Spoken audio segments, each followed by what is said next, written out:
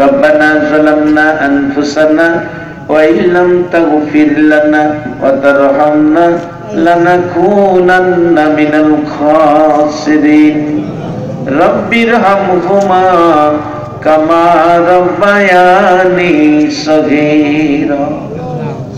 রব্বুল আলামিন, ওগো আমার মায়ার আল্লাহ, মাবুদ রে, হাজার হাজার মানুষ এই কোরআনের পক্ষে আসছিল গো আল্লাহ, উপস্থিত অনুপস্থিত সকলের জন্য আমি তোমার কাছে পানা চাই, সকলের জন্য তোমার কাছে দয়া চাই, তোমার মায়ার কোটে হাত বাড়াই।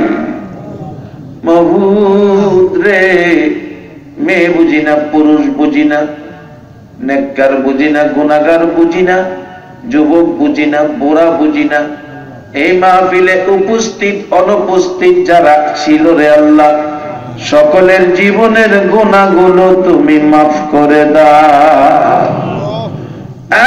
মাবুদ, আমরা গুনাহগার, তুমি গাফফার, আমরা গুনাহ করি, তুমি মাফ করো।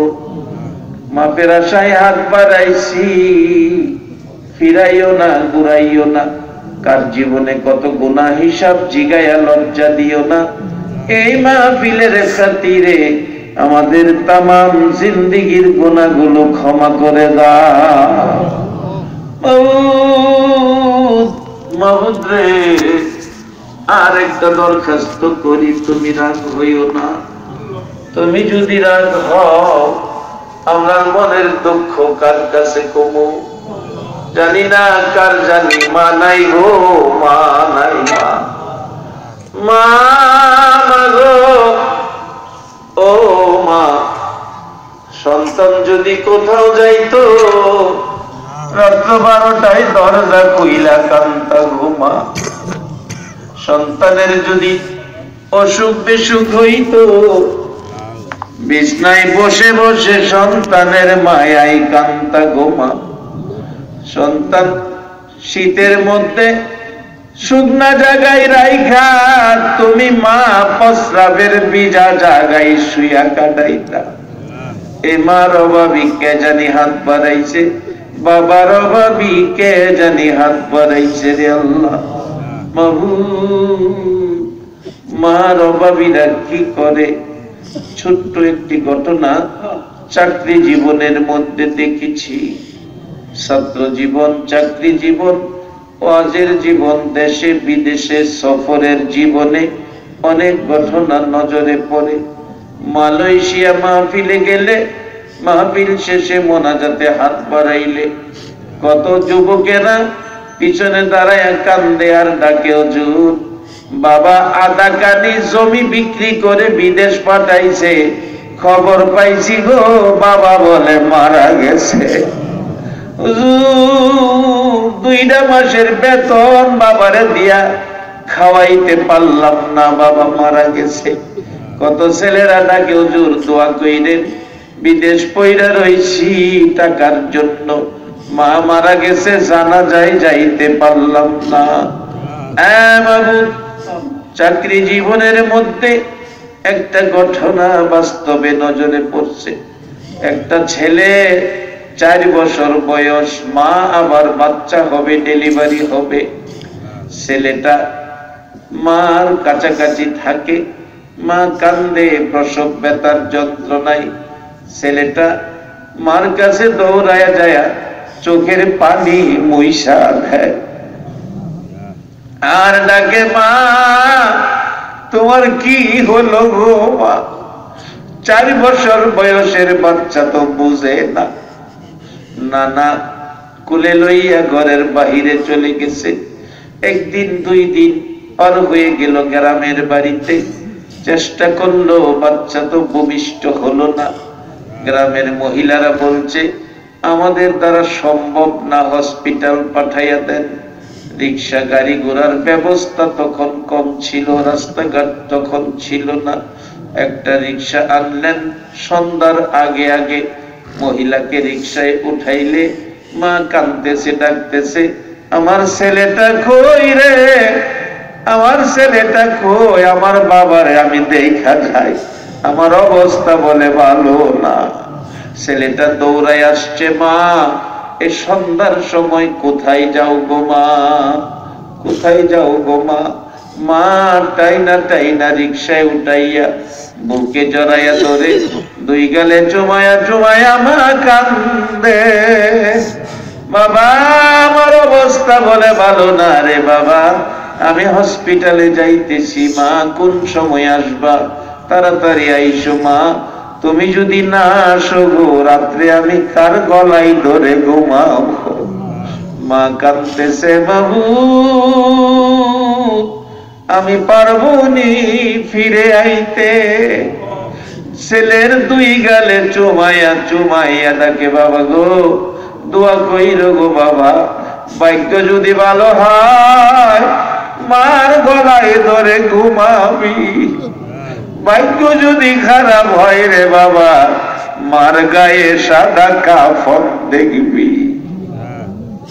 এই বলে মার কাছ থেকে নানা ছেলেটারে রাখছে, রিক্সা টান দিয়ে চলে যাইতেছে। একটু পর পর মা পিছনের দিকে তাকায়া কান্দে, বাবা দোয়া কইরো মার গলায় ধরে ঘুমাইতে, ভাগ্য যদি খারাপ হয় রে বাবা এটাই জীবনের শেষ দেখা। তখন রাস্তাঘাট বেশি ছিল না, হসপিটালে চলে গেছে, চিকিৎসা চলছে, রাত্র 10টা বাইজা গেছে।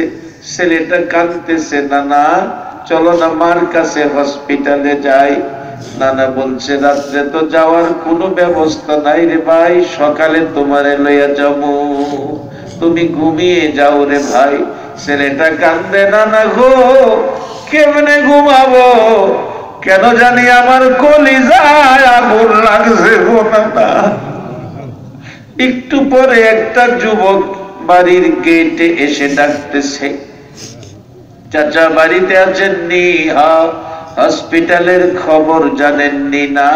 সকালে যাব। চাচা যায়েন না, খবর ভালো না গো, আপনার মেয়ে ডেলিভারিতে মারা গেছে। ছেলেটা একটা চিৎকার মারছে, বাবু আমি কার গলায় ধরে ঘুমাবো? রমজান মাসের শেষ দিকে ছিল ঘটনা, লাশটা রাত্রেই বাড়িতে নিয়ে আসছে। ছেলেটা ভয় পাবে বলে দেখায় নাই, দাফন করে ফেলছে। সকালবেলা বলছে, নানা চলো না হসপিটালে মার কাছে যাই, বিকালে যাব। বিকাল হইলে ডাকে, চলো না নানা মার কাছে যাই, সকালে যাব। 3 দিন ঘুরাইলো, রাত পয়া ঈদের দিন। ছেলেটা কান্দে, নানা গো আজকে আর আমি ঘুমাবো না, আমারে মার কাছে লইয়া যাও। নানা সে নাতিরে লইয়া তার বাবার কাছে গেছে। বাবারে তোমার ছেলে তুমি রাখো, আমি আর পারি না। বাবার গলায় ধরে কান্দে, বাবা বলো না গো আমার মা কই? কালকে ঈদের দিন কে আমারে গোসল করাবে গো বাবা, কে আমারে তোয়ালি দিয়ে শরীর মুছে দিবে গো বাবা, জামা কাপড় কে পরাবে, কে আমারে সেমাই খাওয়াবে? আমি তো তারপরে তোমার আঙ্গুলে ধরে ধরে ঈদগাই যাব গো বাবা। বাবা কান্দে, বাবু এই আগুন আমি কেমনে নিভাইব? সকালবেলা ডাকতেছে, আসো আমি গোসল করাই। না মা গোসল করাবে, চলো হসপিটালে যাই। বাবা সইতে পারে না ছেলের কান্না, আঙ্গুলে ধরে ধরে যাইতেছে। ঈদগার সামনে কবরস্থান, কবরস্থানে যাইয়া নতুন কবরের পাশে দাঁড় করাইয়া ডাকতেছে, বাবা এটাই তোমার মার হসপিটাল, এই কবরের ভিতরে তোমার মা ঘুমাইয়া রয়েছে। ছেলের বাবা ডাকতেছে, বাচ্চার মা গো 3টা দিন 3টা রাত তোমার ছেলে মা মা গোয়া কাঁদতেছে। আজকে ঈদের দিন তোমার হাতে গোসল করানোর জন্য ডাকতেছে। তুমি একটু উইঠা আসো না, তোমার নিষ্পাপ বাচ্চাটারে গোসল দিয়া যাও না। বাচ্চাটা কাঁদতে কাঁদতে কবরের উপরে পড়ে গেছে। বাবা টাইনা উঠাইতে চাইলে বাচ্চাটা কান্দে, বাবা গো উঠাইও না, আমি মার গলায় ধরে ঘুমাবো। এই মা হারা বেতা লইয়া কে জানি হাত বাড়াইছে, কার গাল বেয়ে চোখের পানি পড়তেছে। বাবা হারা হইয়া কে জানি হাত বাড়াইছে, বাবার ব্যথায় গাল বেয়ে চোখের পানি পড়ছে। মাউদ্রে আমার মা বাবা সহ মা বাবা যার কবরে, এই চোখের পানি গুলো দেখে তোমার কি মায়া লাগে না রে আল্লাহ? তোমার কি দয়া লাগে না? এই মাহফিলের বরকতে কোরআন সুন্নাহর খাতিরে আল্লাহ গো ওই সকল কবর গুলো জান্নাতের বাগান বানাইয়া দাও। তাদের জন্য তোমার জান্নাত ভিক্ষা চাই রে আল্লাহ। কতজন মা বাবার জন্য দোয়া চাইয়া এই মাদ্রাসায় টাকা পয়সা দান করেছে। আল্লাহ গো মা বাবা যাদের কবরে আছে, অনেকের মা আছে বাবা নাই, বাবা আছে মা নাই, যারা কবরে আছে সকলের কবর জান্নাতের টুকরা বানাইয়া দাও। যারা দুনিয়াতে আছে হায়াত বানাইয়া দাও। মা বাবা কেমন জিনিস বুঝার তৌফিক ছেলে মেয়েদেরকে দান করে দাও। আল্লাহ আমাদের মধ্যে যারা নামাজি নামাজ কবুল করে নাও, যারা নামাজ পড়ে না নামাজের বুঝ দান করে দাও। আল্লাহ গো যারা ব্যবসা করে ব্যবসায় বরকত দাও, যারা ব্যবসা করে প্রত্যেকের ব্যবসায় বরকত দাও।